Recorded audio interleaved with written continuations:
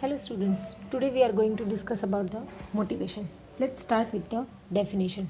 Motivation is the act of stimulating someone or oneself to get a desired course of action to push right button to get desired reactions. In layman's language अगर हम लोग motivation को define करना चाहते हैं, motivation ऐसी activity है कि जिसमें हम लोग एम्प्लॉयज़ को इंस्पायर करते हैं, स्टिमुलेट करते हैं to achieve a certain goals of a objective. Word motivation, motivation का वर्ड है जो मोटिव वर्ड के ऊपर से डिराइव हुआ है. मोटिव का मतलब होता है गोल, पर्पस और objective. Next we are going to discuss about certain features of a motivation. Motivation is an act of managers. As we all know that there are so many roles and responsibilities performed by a manager in a organization. Organization में जो manager है, manager कई सारी responsibilities को perform करता है. वो interpersonal role perform करता है, डिसीजन मेकिंग का रोल परफॉर्म करता है, इंफॉर्मेशनल रोल परफॉर्म करता है. उसमें से मैनेजर का एक इम्पोर्टेंट वर्क होता है to motivate the employees, to lead the employees, to inspire the employees, to stimulate the employees. Next, continuous process. Motivation is a continuous process. As management के हर एक फंक्शंस, कोई भी फंक्शंस का अगर आप एग्जांपल ले लो, वो प्लानिंग हो, ऑर्गेनाइजिंग हो, स्टाफिंग हो, डायरेक्टिंग हो, लीडरशिप हो, कम्युनिकेशन हो या मोटिवेशन हो, हर एक फंक्शन क्या है, कंटिन्यूस फंक्शन है. आपने एम्प्लॉय को एक बार मोटिवेट किया तो दूसरी बार मोटिवेट करने की रिक्वायरमेंट नहीं होगी, ऐसा नहीं है. It is a continuous process. Motivation can be a positive और नेगेटिव. मोटिवेशन दो टाइप्स के हो सकते हैं, positive motivation, negative motivation. Positive motivation means for example अगर कोई एम्प्लॉय ऑर्गेनाइजेशन में अबोव टारगेट परफॉर्म करता है तो अगर आप उसको बोनस प्रोवाइड करते हो, रिवॉर्ड्स प्रोवाइड करते हो, वर्ड्स ऑफ एप्रिसिएशन प्रोवाइड करते हो तो वो क्या होगा, it is a positive motivation. और फॉर एग्जांपल एम्प्लॉय, कोई एक एम्प्लॉय है वो रेगुलरली ऑर्गेनाइजेशन में लेट आता है तो आप उसको क्या करते हो, पनिश करते हो, उसकी सैलरी कट करते हो या ऐसे कोई एक्शंस लेते हो कि जिसके कारण वो उसका नेगेटिव बिहेवियर है वो रिपीट करना छोड़ दे. तो ऐसे मोटिवेशन को हम लोग क्या बोल सकते हैं, we can say that a negative motivation. तो मोटिवेशन दो टाइप्स के हो सकते हैं, पॉजिटिव एंड नेगेटिव. बट यहाँ पे मैनेजर को ये सोचने की रिक्वायरमेंट है कि अगर वो नेगेटिव मोटिवेशन को यूज़ करेगा तो लॉन्ग टर्म में प्रोडक्टिविटी कम होने के चांसेस है. बट अगर वो एम्प्लॉयज़ को पॉजिटिवली मोटिवेट करेगा, अप्रिशिएट करेगा, रिवॉर्ड्स देगा, अवार्ड्स देगा, सैलरी हाइक देगा, प्रमोशन देगा, तो अल्टीमेटली लॉन्ग टर्म में ऑर्गेनाइजेशन की प्रोडक्टिविटी और एम्प्लॉयज़ की प्रोडक्टिविटी बढ़ने के चांसेस ज़्यादा है. Motivation is a goal oriented. As I have said, motivation word है वो कहाँ से डिराइव हुआ है, it is derived from the word motive. Motive का मतलब होता है goals and purpose. So motivation is a goal oriented activity. Motivation is a complex in nature. Motivation is a one psychological phenomena. यहाँ पे हम लोगों को कोई भी एम्प्लॉयज़ को अगर आपको मोटिवेट करना है तो उसकी साइकोलॉजी को, उसकी नीड्स को, उसकी रिक्वायरमेंट को स्टडी करना ज़्यादा इंपॉर्टेंट है. तो हर एक पर्सन है उसकी नीड्स को रिक्वायर करना, उसकी नीड्स को स्टडी करना, उसकी रिक्वायरमेंट को स्टडी करना, उसके गोल्स ऑब्जेक्ट्स को स्टडी करना. It is a certain complex process.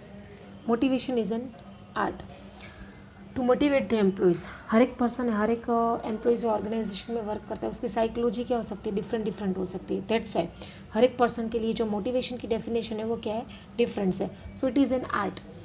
Employees के मोटिवेट करने के लिए मैनेजर के पास क्या होनी चाहिए, सर्टेन सॉर्ट ऑफ स्किल्स होनी चाहिए. वो सर्टेन सॉर्ट ऑफ स्किल्स के साथ एम्प्लॉयज़ को ईजिली मोटिवेट कर सकता है.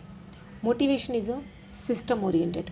Motivation is a systematic process. Systematic process means यहाँ पे हम लोगों को क्या करना है, फर्स्ट ऑफ ऑल जब भी हम लोग एम्प्लॉयज़ को मोटिवेट करते हैं तो फर्स्ट ऑफ ऑल उसकी नीड्स को स्टडी करना है. आई थिंक मोटिवेशन के लिए एक अब्राहम मास्लो ने एक थियरी प्रोवाइड की है. उस थियरी में उसने एक नीड हायरार्की प्रिपेयर की है कि अगर आपको कोई भी कॉमन पर्सन को मोटिवेट करना हो तो उसकी नीड हायरार्की को स्टडी करके आप उसको क्या कर सकते हो, ईजिली मोटिवेट कर सकते हैं. जैसे फॉर एग्जांपल कोई भी पर्सन, उसकी बेसिक रिक्वायरमेंट क्या होगी, उसकी फिजियोलॉजिकल रिक्वायरमेंट, फूड है, शेल्टर है, क्लॉथिंग है. उसके बाद नेक्स्ट नीड उसकी क्या होगी, सेफ्टी नीड्स होगी, सोशल नीड होगी. तो ये नीड हायरार्की को स्टडी करते सिस्टमेटिक वे में आप एम्प्लॉयज़ को क्या कर सकते हो, मोटिवेट कर सकते हो. Motivation is different from job satisfaction. Motivation and job satisfaction ये दोनों टर्मिनोलॉजी दिखती सिमिलर है but there is a basic difference between a motivation and job satisfaction. Job satisfaction है वो किस चीज़ के रिलेटेड हो सकता है, job satisfaction means employee satisfied with the job, means job की कंडीशंस के साथ, बॉस के साथ, सुपरवाइजर के साथ, वर्किंग कंडीशंस के साथ एम्प्लॉय सेटिस्फाइड है, उसके कारण उसकी प्रोडक्टिविटी अगर बढ़ती है तो उस चीज़ को हम लोग क्या बोल सकते हैं, we can define as a job satisfaction. और कंपेरेटिवली मोटिवेशन है वो टोटली क्या है, डिफरेंट फिनोमिना है कि जिसमें हम लोग एम्प्लॉयज़ को स्टिमुलेट करते हैं, इंस्पायर करते हैं to achieve the goals of a organisation. So these are the some of the features of motivation. Now next topic we are going to discuss about is motivational factors. Motivational factors है उसको हम लोग generally दो types में divide कर सकते हैं, monetary factors and non monetary factors. First we are going to discuss about the monetary factors. Monetary factors में फर्स्ट आता है सैलरीज एंड वेजेस। सैलरीज और wages is one of the most important motivational factors. Reasonable salaries must be paid on a time. Simple thing है, कोई भी employees है वो organisation में वर्क करता है तो बेसिक पर्पस क्या होगा, basic purpose is a monetary purpose. वो सैलरी के लिए, वेजेस के लिए ऑर्गेनाइजेशन में वर्क करता है। तो कोई भी ऑर्गेनाइजेशन है उसको timely wages and salary paid करनी होगी। अगर वो अपने एम्प्लॉयज़ को timely wages and salary paid करता है तो अल्टीमेटली जो एम्प्लॉयज़ है वो एंथुजियास्टिकली वर्क करेंगे। While fixing the salaries, the organization must consider such as a cost of living, company ability to pay and capability of company to pay. Simple thing, जब भी organisation salaries और wages discuss करते हैं या decide करते हैं तो उस टाइम पे उसको तीन चीज़ों को कंसिडर करने की रिक्वायरमेंट है। फर्स्ट चीज़ है कॉस्ट ऑफ लिविंग, जो एम्प्लॉयज़ है एम्प्लॉयज़ का कॉस्ट ऑफ लिविंग क्या है। सेकेंड चीज़ है वो कंपनी की एबिलिटी को पे क्या है, कंपनी कितना पे करने के लिए कैपेबल है या एबल है। Next bonus, it refers to extra payment to employees over and above salary given as an incentive. The employees must be given adequate rate of bonus. Bonus क्या है, first of all bonus means more than salary. जो आप कुछ भी reward employees को provide करते हो उस चीज़ को हम लोग क्या बोल सकते हैं, बोनस बोल सकते हैं। Third, incentives. The organization may also provide the additional incentives such as a medical allowance, education allowance, HRA allowance, etc. Nowadays we can say that कोई भी कंपनी है, कंपनी की अगर हम लोग CTC देखते हैं, कोस्ट टू कंपनी देखते हैं या सैलरी शीट देखते हैं तो उसमें certain kind of allowances available होते हैं। तो उस चीज़ को हम लोग इंसेंटिव में कंसिडर कर सकते हैं। मोस्ट ऑफ द कंपनी, आप कोई भी वेल नोन कंपनीज़ का एग्जांपल देख लो, वो विप्रो हो, गूगल हो या कोई भी लोकल बेस्ड कंपनी हो, तो हर एक कंपनी अपने एम्प्लॉयज़ को क्या करती है, other than salary, other than bonus, certain kind of incentives provide करती है। जैसे मेडिकल अलाउंसेज है, एजुकेशन के रिलेटेड अलाउंसेस प्रोवाइड किए जाते हैं, हाउस रेंट अलाउंसेस प्रोवाइड किए जाते हैं। It is also become a motivational factors for the employees. Next, special individual incentives. The company may provide a social individual incentives. Such incentives are to be given to deserving employees for giving a valuable suggestions.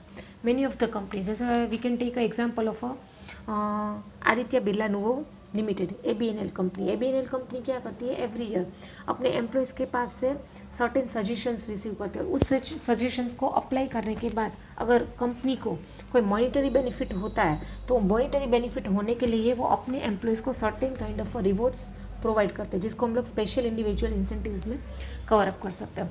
तो here motivational factors में हम लोगों ने 4 factors discuss किए, salary है, bonus है, incentives है and special individual incentives है। नेक्स्ट हम लोग जो डिस्कस करने के लिए जा रहे हैं that is about the non monetary factors. Non monetary factors में फर्स्ट जो हम लोग कंसिडर कर सकते हैं दैट इज़ अ स्टेटस और job title. By providing a higher status और designation the employee must be motivated. Employees prefer and profound of a higher designations. कोई भी एम्प्लॉयज़ है उसके लिए उसका जो जॉब टाइटल है, उसका जो जॉब डेजिग्नेशन है वो सबसे ज़्यादा मीन करता है। जैसे फॉर एग्जांपल कोई सेल्स पर्सन है, सेल्समैन है, उसको आप सेल्स एग्जीक्यूटिव की पोस्ट दोगे या सेल्समैन बोलोगे तो वो जॉब टाइटल उसके लिए क्या करता है, मीन करता है। Second, appreciation and recognition. Employees must be appreciated for their services. The praise should not come from the immediate supervisor but also come from higher authorities. Second thing, as I have said कि जो Abraham Maslow की theory में Abraham Maslow ने certain phases discuss किए। वो phases में उसने need hierarchy decide की और उस नीड हायरार्की के मुताबिक हम लोग देखने के लिए जाए तो एम्प्लॉयज़ जब भी ऑर्गेनाइजेशन में एंटर होता है तो उस टाइम पे उसकी सर्टेन बेसिक नीड्स होती है, जैसे like physiological needs, social needs, safety needs. ये सब नीड्स ख़त्म होने के बाद ऐसा at a certain stage employees क्या एक्सपेक्ट करता है, एम्प्लॉय ये एक्सपेक्ट करता है कि उसके वर्क के लिए उसको अप्रिशिएट किया जाए, उसको रिकॉग्नाइज किया जाए। जैसे फॉर एग्जांपल कोई एम्प्लॉय ऑर्गेनाइजेशन में वैल्यूएबल सजेशन प्रोवाइड करता है, तो उसके वैल्यूएबल सजेशन के लिए सपोज उसको जनरल मीटिंग्स में अप्रिशिएट किया जाए, रिकॉग्नाइज किया जाए या अवार्ड दिए जाए, तो अल्टीमेटली उसको देख के दूसरे पर्सन भी क्या होंगे, ऐसा वर्क करने के लिए मोटिवेट होंगे. Delegation of authority. Delegation of authority motivates a subordinate to perform the task with dedication and commitment. We have discussed the simple 14 principles of Henry Fallon. उसमें से एक प्रिंसिपल है delegation of authority and responsibility. Authorities and responsibilities goes hand in hand. अगर आप employees उसको responsibility देते हो, उसके मुताबिक ही उसको प्रॉपर अथॉरिटी दी जाती है. तो प्रॉपर अथॉरिटी उसको दी जाएगी तो अल्टीमेटली वो कमिटमेंट के साथ, ट्रस्ट के साथ अपने वर्क को टाइम पे कंप्लीट कर सकता है. Next is a working conditions. Provisions for better working conditions such as air conditioner rooms, proper plant layout, proper sanitation equipments, machines etc. motivates employees. Working conditions are also performing a important role in the work performance of employees. Employees जिस किसी जगह पे work करते हैं वहाँ पे proper environment है, proper working conditions है, उसको जिस किसी इक्विपमेंट्स के साथ वर्क करना है वो इक्विपमेंट्स प्रॉपरली वर्क करता है, मशीन्स प्रॉपरली वर्क करता है. वर्किंग एरिया में जो एटमॉस्फेयर है वो टू मच ह्यूमिडिटी वाला नहीं है, टू मच हाई टेम्परेचर वाला नहीं है, तो अल्टीमेटली जो एम्प्लॉयज़ का आउटपुट होगा और एम्प्लॉयज़ का आउटपुट हायर हो जाएगा. Next, job security. Guarantee of a job security or lack of fear, dismissal, etc. can also be a good way to motivate the people. Job security is also working as one of the important factor. Job security है वो employees को motivate करने के लिए important factor है. यहाँ पे जब कभी कोई ऑर्गेनाइजेशन एम्प्लॉयज़ को सिक्योरिटी प्रोवाइड करती है, security about their work, security about their job, तो अल्टीमेटली वो भी एज अ मोटिवेशन एम्प्लॉयज़ के लिए वर्क करता है. अदरवाइज अगर कोई एम्प्लॉयज़ ऑर्गेनाइजेशन में ऐसा फील करता है कि उसकी जॉब सेफ नहीं है, सिक्योर नहीं है, तो वो क्या करेगा, अपनी जॉब में 100% अपना आउटपुट नहीं दे पाएगा. Next, job enrichment. Job enrichment involves more challenging tasks and responsibilities. For instance, an executive who is involved in preparing and presenting a reports of performance may also ask to frame a plans. Job enrichment. Job enrichment means enriching the jobs. Enriching jobs means आप अपने employees को challenging task या certain different roles and responsibilities provide करो, जिसके through उसका जो inner talent है वो इनर टैलेंट बाहर आ सकता है. यहाँ पे हम लोग एग्जाम्पल ले सकते हैं कि फॉर एग्जाम्पल कोई एग्जीक्यूटिव को आप जो रिपोर्ट्स प्रिपेयर करता है उसको अदर देन रिपोर्ट, अदर कोई एक्टिविटीज़ या अदर कोई चैलेंजिंग टास्क या नया टास्क उसको असाइन करते हो, तो वो चीज़ भी उसके लिए मोटिवेशन बन सकती है. Workers participation. It is also one of the important thing जो एम्प्लॉयज़ को मोटिवेट कर सकती है. एम्प्लॉयज़ का और वर्कर्स का इन्वॉल्वमेंट होना चाहिए. ऑर्गेनाइजेशन कोई डिसीजंस लेती है, जो डिसीजंस एम्प्लॉयज़ के रिलेटेड है या एम्प्लॉयज़ के वर्किंग क्राइटेरिया के रिलेटेड है, तो उसमें अगर वो एम्प्लॉयज़ को इन्वॉल्व करेंगे तो employees are feeling that they are the important part of organisation और वो अपना आउटपुट ज़्यादा देंगे. Inviting the employees to be a member of a quality circle or a committee or some other form of employee participation can also motivate the workforce. जैसे इसका best example है workers participation का कि quality circles in many of the organisations, some of the well known organisation से वो अपने quality circles generate करती है कि जिसमें 2 to 5 मेंबर्स मिलजुल के ऑर्गेनाइजेशन की जो सर्टेन प्रॉब्लम्स है वो प्रॉब्लम्स के ऊपर डिस्कस करते हैं या कुछ नई चीज़ों को इनोवेट करते हैं, न्यू वर्किंग मेथड्स को इनोवेट करते हैं, तो वो चीज़ भी एम्प्लॉयज़ के लिए मोटिवेट बनेगी क्योंकि वो चीज़ उसको चैलेंजिंग लगेगी.